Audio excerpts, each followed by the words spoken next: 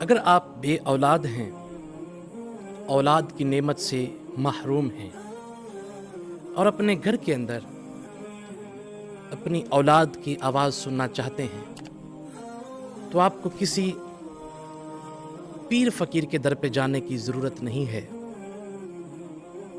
بلکہ آپ اپنے گھر سے قرآن مجید کو اٹھائیں اور روزانہ فجر کی نماز کے بعد 41 مرتبہ سورہ طارق کی تلاوت کیا کریں۔ انشاءاللہ میرا رب تعالی آپ کی جولیوں کو بھر دے گا۔ انشاءاللہ میرا رب تعالی آپ کی قسمت کو چمکا دے گا۔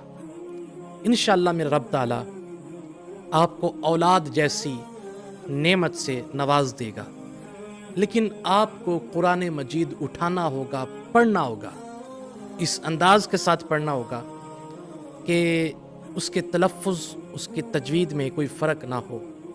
جو قرآن کا حق ہے اس حق کے ساتھ اس کی آپ کو تلاوت کرنی ہوگی۔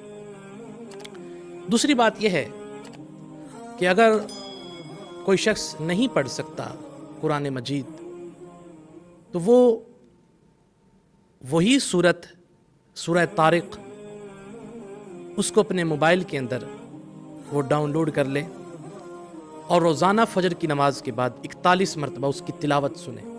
انشاءاللہ میرا رب پھر بھی اس کے اوپر اپنی رحمت فرمائے گا، کیونکہ رب کی رحمت بہت زیادہ وسیع ہے اور رب کی رحمت سے مایوسی یہ حرام ہے۔